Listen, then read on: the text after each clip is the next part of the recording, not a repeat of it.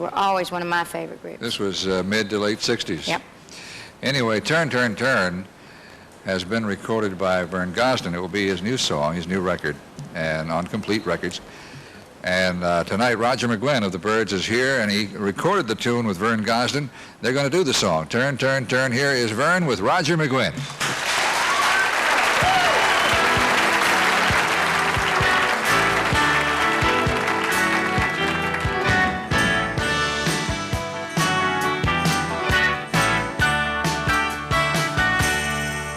Everything turn, turn, turn.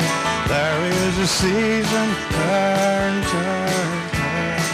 And a time to every purpose under heaven.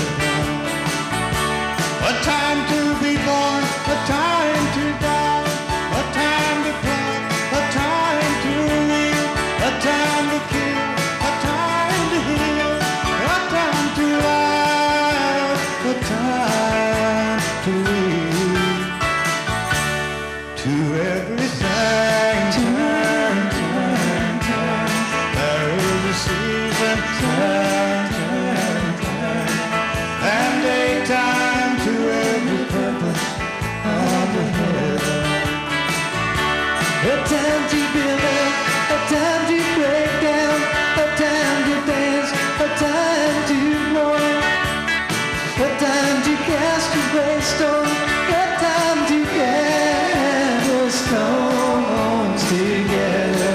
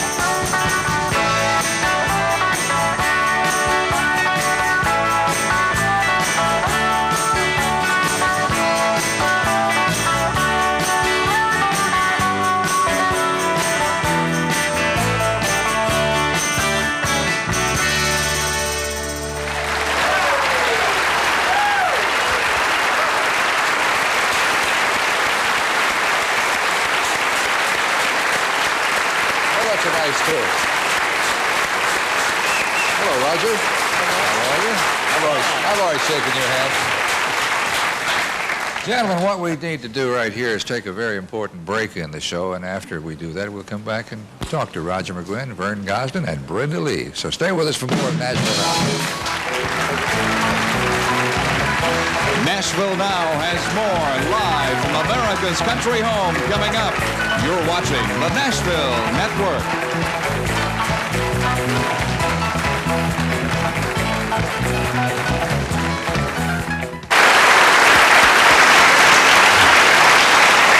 I'm going to throw this question out to both Roger and to Vern. I understand the song Turn, Turn, Turn was inspired by a passage from the Bible.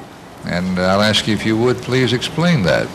Why don't you do it, Roger? Well, as I recall, Pete Seeger got it out of the Bible. He was thumbing through the book of Ecclesiastes one day, and he decided that it was a real nice, meaty piece of scripture, and he thought he'd put a tune to it. So I remember talking to him about it once, and he said, "Oh, it was nothing. I just put the tune from Twinkle, Twinkle, Little Star to it." You know. What do you know which passage he was talking about? Yeah, it's Ecclesiastes chapter 3. The entire chapter? Right, chapter 3. Because I want to look that up. Ecclesiastes chapter 3. Do you remember was there a The key, verses? Was there a key verse? Well, it starts at the beginning of it, and it goes into about maybe 20 verses down. It's a time to be born, a time to die, and so on. And he modified it a little bit so it would fit the tune. But Roger, have we met? yes, we have, Ralph. We met in 1968 on your WSM radio show. Was Graham Parsons? That's right. Graham and I came over with a single from the Sweetheart of the Rodeo album. Yes. That was not a good meeting, was it? No, it wasn't, but I think it's kind of funny now. That was 68? 1968, right. And the Byrds, I recall, were a very hot rock group.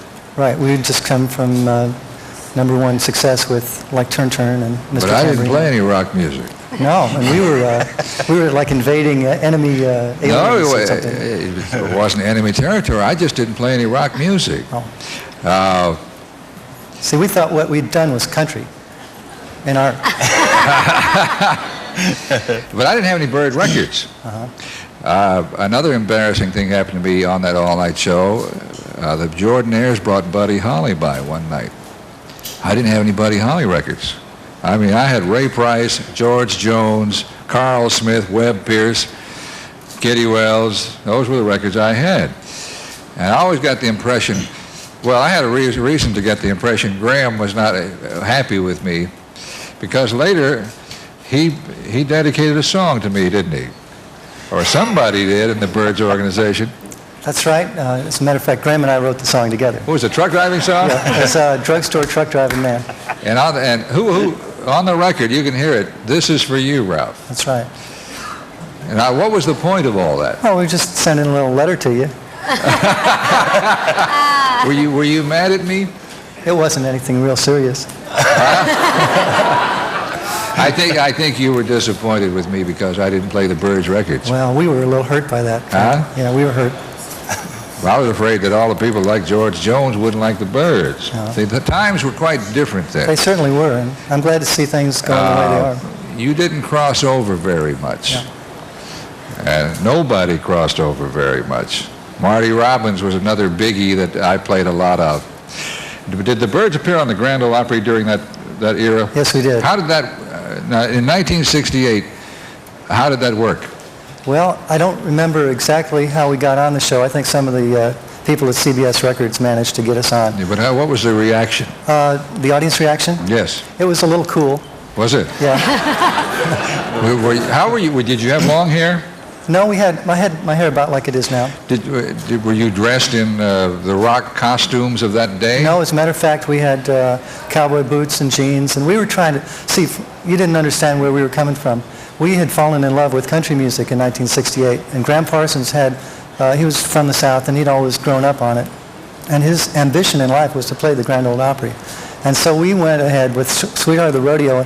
We were trying to do a real sincere, genuine country album, and not knowing too much about it, being from Chicago myself. It came off a little different than that, but we were really sincere at that time. Graham Parsons later became the mentor for Emmylou Harris. Oh, yeah. She credits Graham Parsons with interesting her in country music. That's right, I've heard her say that. Well, Roger, I'm sorry it worked out that way back in 1968. Well, Are we still friends? Yes. I Okay, believe so. good. Let's take a little break here at Nashville now, and then we'll all be back.